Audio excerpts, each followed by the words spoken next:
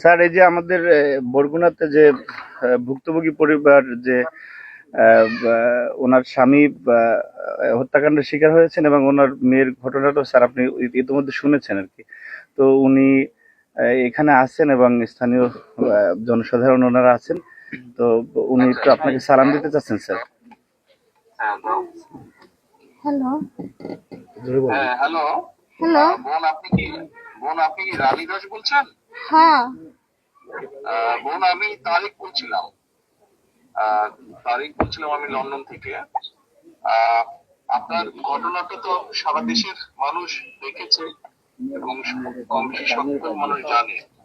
আমি আপনার সাথে কথা বলতে চাইলাম শুধু এতটুকু বলার জন্য যে আপনারা এই বাংলাদেশের মানুষ এবং আপনাদের সাথে যে অন্যায় হয়েছে বা আপনাদের প্রতি যে অন্যায় হয়েছে, আমাদের দল আপনার পরিবারের পাশে, আপনার পাশে থাকবে। যতটুকু সম্ভব আপনারা যাতে ন্যায় বিচার পান, আমরা সেই সর্বোচ্চ চেষ্টা করব। এই মুহূর্তে বোন এতটুকুই বলার জন্য আমি আপনার সাথে কথা বলতে চাইলাম। আপনাদের যদি আর কোন রকমের সহযোগিতা প্রয়োজন হয়, আমাদের এখানে যে আমান গিয়েছে, আমাদের ছাত্র দলের সাংগঠনিক সম্পাদক, ও আপনারই এলাকার সন্তান। আপনি যদি ওকে বলেন আপনাদের কোনো কি কি সহযোগিতা প্রয়োজন, আমরা চেষ্টা করব যতটুকু পারি আমাদের অবস্থান থেকে আপনার পাশে দাঁড়ানোর জন্য। আপনি আপনি আপনি ভয় পাবেন না, দেশের মানুষ আপনার পাশে আছে, বিএনপি আপনার পাশে আছে, ভয় পাবেন না আপনি। তাই আমার স্বামী তো আমার মেয়ের ধর্ষণের বিচার চাইতে যাই আমার স্বামী তো মার্ডার হয়ে গেছে। আমার এই 3টে সন্তান নিয়ে আমি কি করবো? আমার তো কোনো নিরাপত্তা নেই। আমার পাশে আমি কিভাবে খাবো, কি করবো? আমার তো সেরকম কিছু নাই। আমার আয় রোজগারের মানুষই আমার মাকে ফেলাইছে। এখন আমি কি করবো? আমি আমার নেতৃবৃন্দকে বলেছি, আমার নেতৃবৃন্দ ওখানে যাচ্ছে, আমান ওখানে আছে।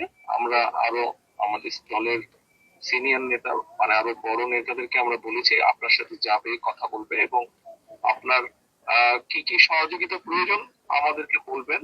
কতটুকু পারবো জানি না, তবে আমরা অবশ্যই চেষ্টা করব আপনার পাশে দাঁড়াতে এবং আপনি যাতে আপনার প্রতি যাতে আইনের শাসন আপনি পান, যাতে আপনি ন্যায় বিচার পান, সেজন্য আমাদের দলের যারা উকিল আছেন, লয়ার আছেন, যারা তাদেরকে আমরা সেইভাবেই নির্দেশনা দেব যাতে আইনগতভাবে আপনাকে সহযোগিতা করে।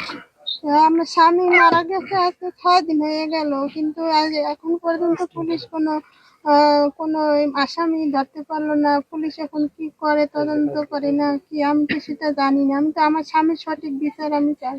আর আমি এই 3টা ছেলে পোলাপান নিয়ে আমি কি খাবো? আপনারা আমার পাশে থাকবেন। আমার তো কোনো পরিবর্তন নেই, আমার কোনো কিছু নাই, আমি কি করব? আপনি টেনশন করেন না, আপনি টেনশন করবেন না। আমরা একটা দেখি আপনার জন্য আমরা কি ব্যবস্থা করতে পারি। আপনি বাচ্চাদেরকে নিয়ে যে টেনশনে আছেন, ইনশাল্লাহ আমরা একটা ব্যবস্থা নিশ্চয়ই করব আপনার জন্য, টেনশন করেন না আপনি। আমাদের যেই ছাত্র নেতাটা গিয়েছে আমার, আপনি ওর সাথে কথা বলেন, ও আছে ওখানে, ও থাকবে ওখানে আপনাকে। এবং এর বাইরেও আমি আমার অন্য নেতাদেরকেও বলেছি, তারাও আপনার সাথে যাবে, কথা বলবে। আপনার সহযোগিতার প্রয়োজন আমাদেরকে বলেন, আমরা চেষ্টা করছি কতটুকু পারি আমরা করতে।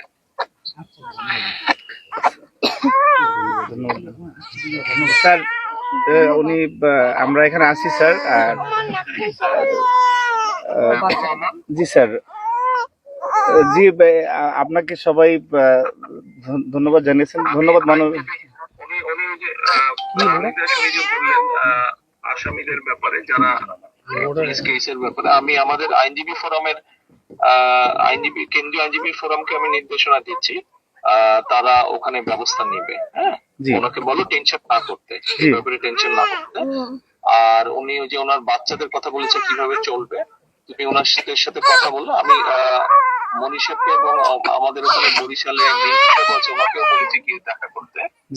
আমরা তারপরে আলোচনা করে বসে ওনাকে আমরা কোনো একটা ব্যবস্থা করবো যাতে ওনার কষ্ট না হয়। ঠিক আছে, ওটা ওনাকে বলো, শুনে আমাকে পরে আবার জানাও। জি জি স্যার, ধন্যবাদ স্যার আচ্ছা, আপনাকে। ঠিক আছে। জি, সালাম আলাইকুম। ওনাকে বলো ওনার পাশে দল আছে, আমাদের আপনার দল পাশে আছে, দল আছে, দল ওনার পাশে আছে। আমাদের ভারপ্রাপ্ত চেয়ারম্যান মহোদয় আপনাকে নিশ্চয়তা দিয়েছেন, আপনার সর্বপ্রকার সহযোগিতায় বিএনপি আপনার পাশে থাকবে। জি স্যার, আচ্ছা, ধন্যবাদ স্যার, জি, আসসালামু আলাইকুম।